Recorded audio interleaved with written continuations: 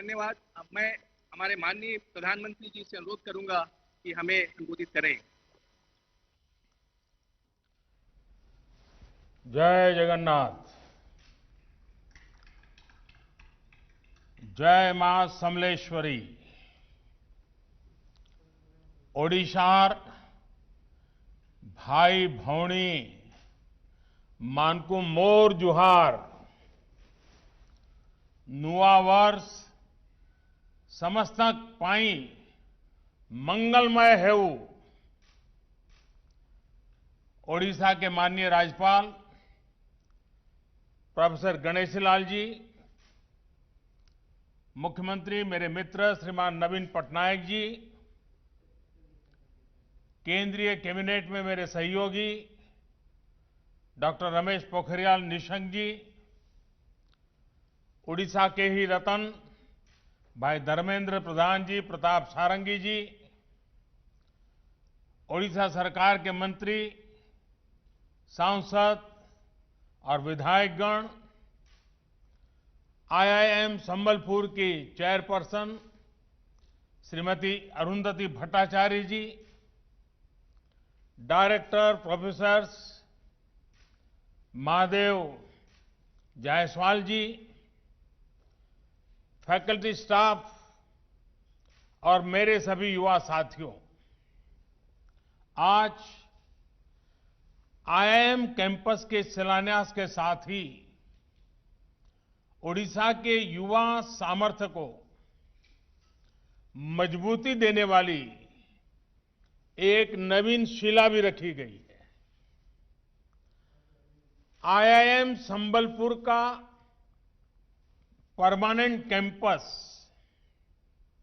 ओडिशा की महान संस्कृति और संसाधनों की पहचान के साथ ओडिशा को मैनेजमेंट की दुनिया में नई पहचान दिलाने वाला है। नए वर्ष के शुरुआत में इस शुभारंभ ने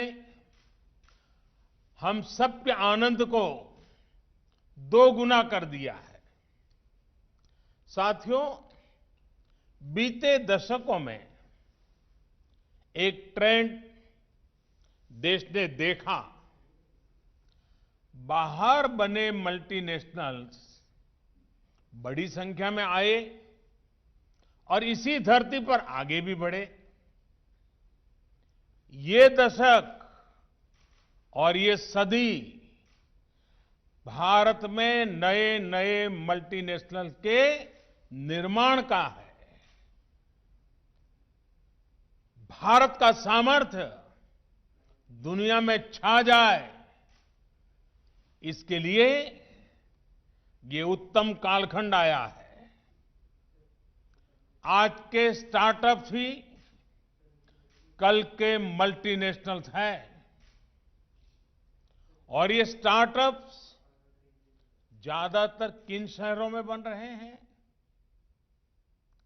जिन्हें हम आमतौर की भाषा में टियर 2, टियर 3 सिटीज कहते हैं।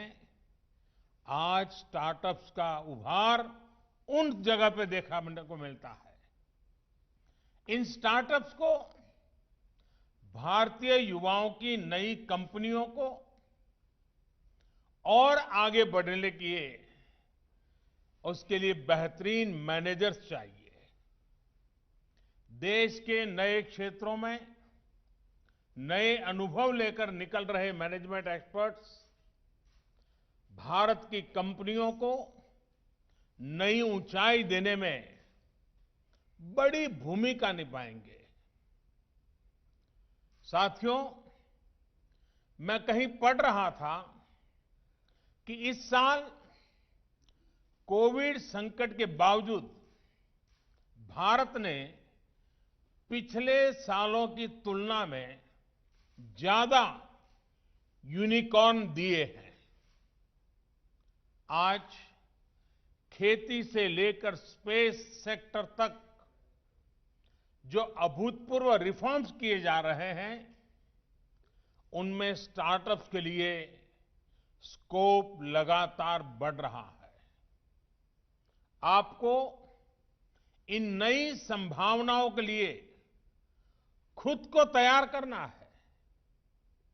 आपको अपने कैरियर को भारत की आशाओं और आकांक्षाओं के साथ जोड़ना है। इस नए दशक में ब्रांड इंडिया को नई ग्लोबल पहचान दिलाने की जिम्मेदारी हम सब पर है, विशेष रूप से हमारे नौजवानों पर है।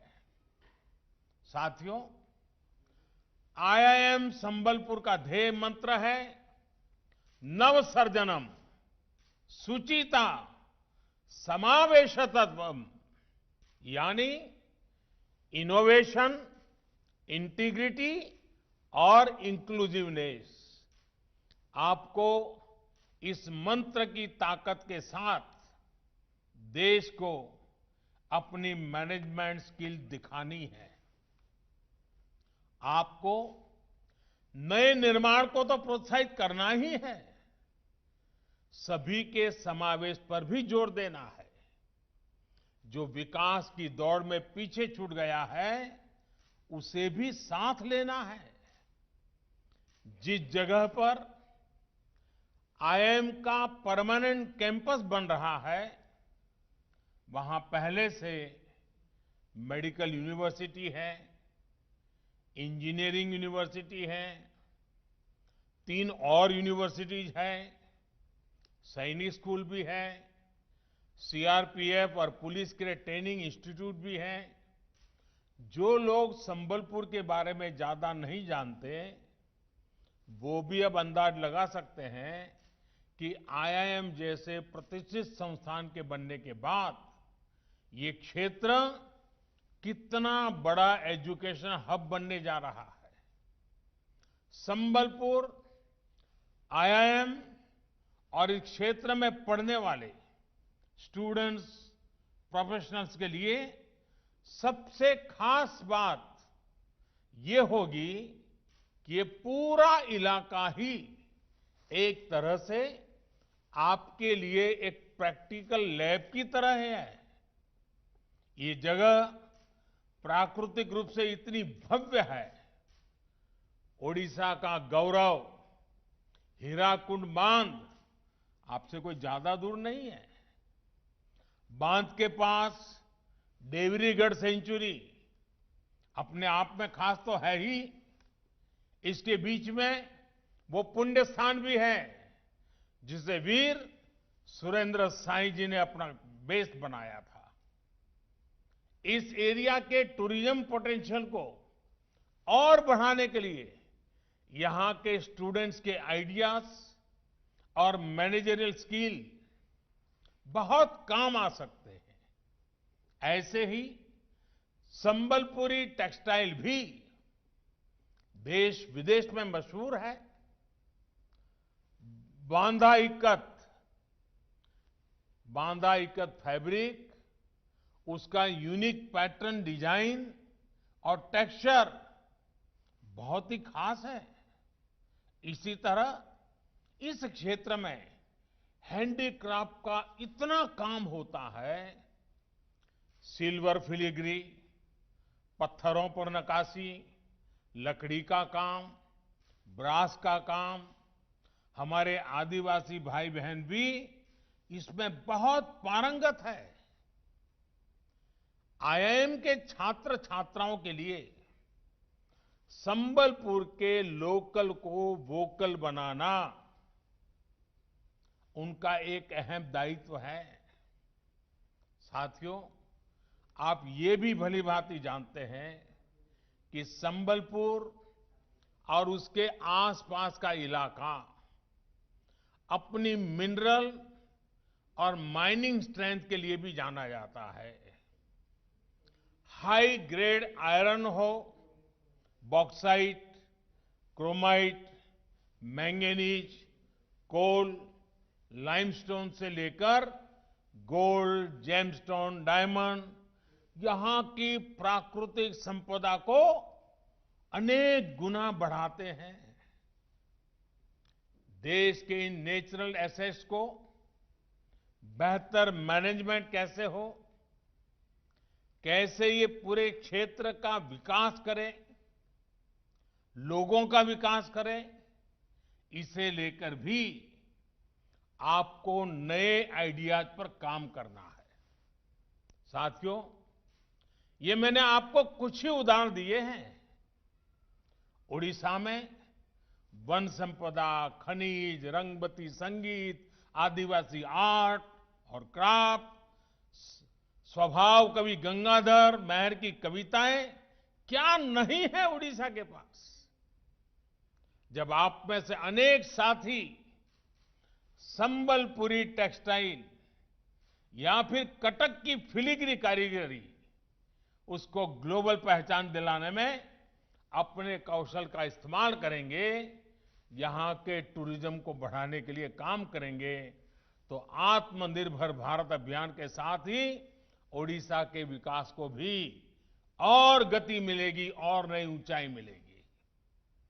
साथियों, लोकल को ग्लोबल बनाने के लिए आप सभी आईआईएम के युवा साथियों को नए और इनोवेटिव समाधान तलाशने हैं।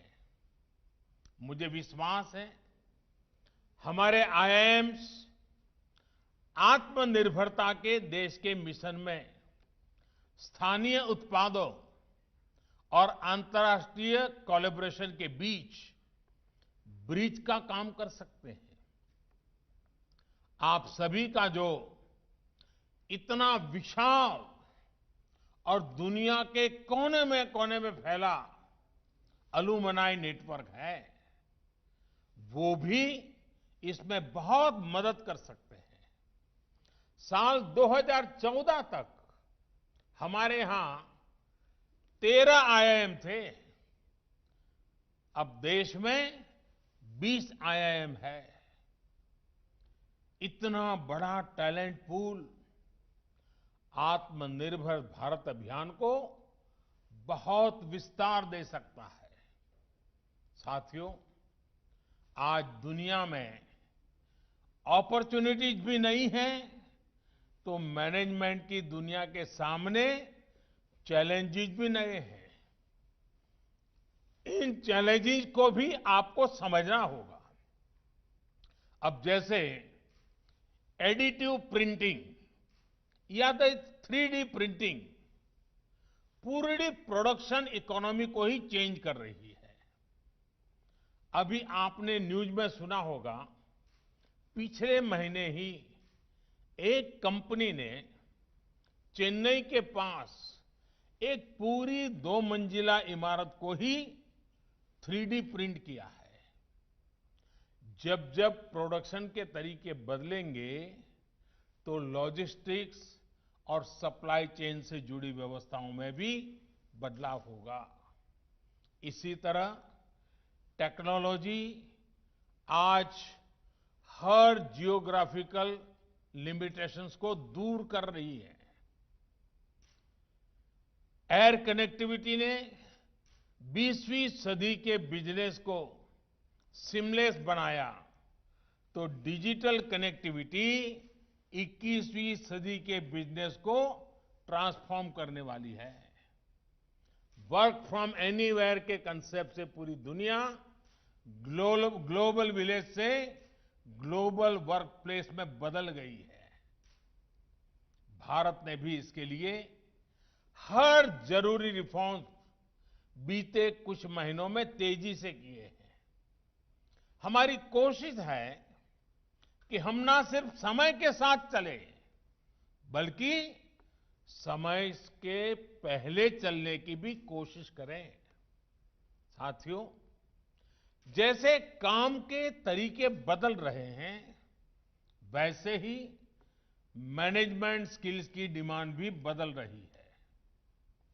अब टॉप डाउन या टॉप हैवी मैनेजमेंट के बजाय कोलैबोरेटिव, इनोवेटिव और ट्रांसफॉर्मेटिव मैनेजमेंट का समय है। ये कोलैबोरेशन अपनियों के साथियों के साथ जरूरी है ही, बॉर्ड्स और एल्गोरिथम्स भी अब टीम मेंबर्स के रूप में आपके साथ है।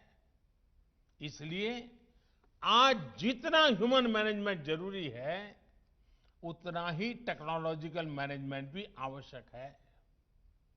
मैं तो आपसे भी और देश भर के आईआईएम से और बिजनेस मैनेजमेंट से जुड़े दूसरे स्कूलों से एक आग्रह करूंगा।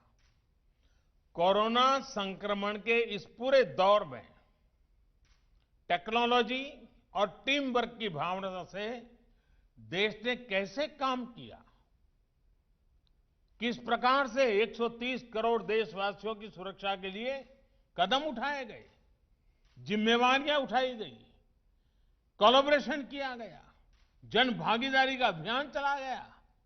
इन सारे विषयों पर रिसर्च होना चाहिए, डॉक्यूमेंट तैयार होने चाहिए। 130 करोड़ के देश ने कैसे समय समय पर इनोवेट किया, कैपेसिटी और कैपेबिलिटी को कैसे भारत ने बहुत कम समय में ही एक्सपांड किया, इनसे मैनेजमेंट का बहुत बड़ा सबक है। कोविड के दौरान देश ने पीपीई किट का, मास्क का, वेंटिलेटर का परमानेंट सॉल्यूशन निकाल दिया है। साथियों, हमारे यहां एक परंपरा बन गई थी कि प्रॉब्लम सॉल्विंग के लिए शॉर्ट टर्म अप्रोच अपनाई जाए। देश अब उस सोच से बाहर निकल गया है। अब हमारा जोर तत्कालिक जरूरतों से भी आगे बढ़कर लॉन्ग टर्म सॉल्यूशन पर है। और इसमें मैनेजमेंट का भी एक बहुत अच्छा सबक सीखने को मिलता है। हमारे बीच में अरुंधति जी मौजूद है। देश में गरीबों के लिए जनधन खातों के लिए किस तरह की प्लानिंग हुई, किस तरह इंप्लीमेंटेशन हुआ, इसका मैनेजमेंट किया गया, इस पूरे प्रोसेस की तो वो भी गवा रही हैं, क्योंकि उस समय वो बैंक संभालती थी। जो गरीब कभी बैंक के दरवाजे तक नहीं जाता हो, ऐसे 40 करोड़ से ज्यादा गरीबों के बैंक अकाउंट खोलना इतना भी आसान नहीं है। और ये बातें मैं आपको इसलिए बता रहा हूं क्योंकि मैनेजमेंट का मतलब बड़ी बड़ी कंपनियां संभालना ही नहीं होता। सच्चे अर्थ में तो भारत जैसे देश के लिए मैनेजमेंट का मतलब जिंदगियां संभालना भी होता है। मैं आपको एक और उदाहरण देता हूं और ये इसलिए अहम है कि ओडिशा के ही संतान भाई धर्मेंद्र प्रधान जी की इसमें बड़ी भूमिका रही है।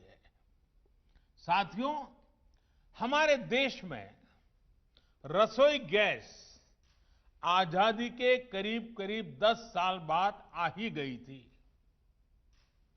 लेकिन बाद के दशकों में रसोई गैस एक लग्जरी बन गई, रहीशी लोगों की प्रतिष्ठा बन गई। लोगों को एक गैस कनेक्शन के लिए इतने चक्कर लगाने पड़ते थे, इतने पापड़ बेलने पड़ते थे और फिर भी उन्हें गैस नहीं मिलती थी। हालत ये थी कि साल 2014 तक, आज से 6 साल पहले 2014 तक देश में रसोई गैस की कवरेज सिर्फ 55% थी, 55% थी। जब अप्रोच में परमानेंट सॉल्यूशन का भाव न हो तो यही होता है। 60 साल में रसोई गैस की कवरेज सिर्फ 55%। अगर देश इसी रफ्तार से चलता तो सबको गैस पहुंचने में ये शताब्दी भी आधी और बीत जाती। 2014 में हमारी सरकार बनने के बाद हमने तय किया कि इसका परमानेंट सॉल्यूशन करना ही होगा। आप जानते हैं आज देश में गैस कवरेज कितनी है? 98% से भी ज्यादा, 98% से भी ज्यादा। और यहां मैनेजमेंट से जुड़े आप सभी लोग जानते हैं कि शुरुआत करके थोड़ा बहुत आगे बढ़ना आसान होता है, असली चैलेंज होता है कवरेज को 100% बनाने में। साथियों, फिर सवाल ये है कि हमने ये कैसे प्राप्त किया, कैसे अचीव किया? ये आप मैनेजमेंट के साथियों के लिए बहुत अच्छी केस स्टडी है। साथियों, हमने एक तरफ प्रॉब्लम को रखा, एक तरफ परमानेंट सॉल्यूशन को रखा। चुनौती थी नए डिस्ट्रीब्यूटर्स की। हमने 10,000 नए गैस डिस्ट्रीब्यूटर कमीशन किए। चुनौती थी बॉटलिंग प्लांट कैपेसिटी की। हमने देश भर में नए बॉटलिंग प्लांट लगाए, देश की क्षमता को बढ़ाया। चुनौती थी इंपोर्ट टर्मिनल कैपेसिटी की। हमने इसे भी सुधारा। चुनौती थी पाइपलाइन कैपेसिटी की। हमने इस पर भी हजारों करोड़ रुपए खर्च किए और आज भी कर रहे हैं। चुनौती थी गरीब लाभार्थियों के चयन की। हमने ये काम भी पूरी पारदर्शिता से किया, विशेष तौर पर उज्ज्वला योजना शुरू की। साथियों, परमानेंट सॉल्यूशन देने की इसी नीयत का नतीजा है कि आज देश में 28 करोड़ से ज्यादा गैस कनेक्शन है। 2014 से पहले देश में 14 करोड़ गैस कनेक्शन थे। सोचिए, 60 साल में 14 करोड़ गैस कनेक्शन। हमने पिछले 6 वर्षों में देश में 14 करोड़ से ज्यादा गैस कनेक्शन दिए हैं। अब लोगों को रसोई गैस के लिए भागना नहीं पड़ता, चक्कर नहीं लगाना पड़ता। यहां उड़ीसा में भी उज्ज्वला योजना की वजह से करीब करीब 50 लाख गरीब परिवारों को गैस कनेक्शन मिला है। इस पूरे अभियान के दौरान देश ने जो कैपेसिटी बिल्डिंग की, उसी का नतीजा है कि उड़ीसा के 19 जिलों में सिटी गैस डिस्ट्रीब्यूशन नेटवर्क तैयार हो रहा है। साथियों, ये उदाहरण मैंने आपको इसलिए भी समझाया क्योंकि जितना आप देश की जरूरतों से जुड़ेंगे, देश की चुनौतियों को समझेंगे, उतने ही अच्छे मैनेजर्स भी बन पाएंगे और उतने ही अच्छे उत्तम सॉल्यूशन भी दे पाएंगे। मैं समझता हूं हायर एजुकेशन से जुड़े संस्थानों के लिए जरूरी है कि वो सिर्फ अपनी एक्सपर्टाइज तक ही फोकस न रहें, बल्कि उनका दायरा व्यापक होना चाहिए। इसमें बड़ी भूमिका वहां पढ़ने आने वाले स्टूडेंट्स की होती है। नई नेशनल एजुकेशन पॉलिसी में broad based, multidisciplinary, holistic approach पर बल दिया गया है। प्रोफेशनल एजुकेशन के समाज के साथ जो साइलोस आ जाते थे, उनको दूर करने का प्रयास किया जा रहा है। हम राष्ट्र के विकास के लिए हर किसी को मेन स्ट्रीम में, मुख्य धारा में लाना चाहते हैं। ये भी तो इंक्लूसिव नेचर ही है। मुझे भरोसा है आप इस विजन को पूरा करेंगे। आपके प्रयास, IIM संबलपुर के प्रयास, आत्मनिर्भर भारत के अभियान को सिद्ध करेंगे। इन्हीं शुभकामनाओं के साथ आपण मान को बहुत बहुत धन्यवाद। नमस्कार।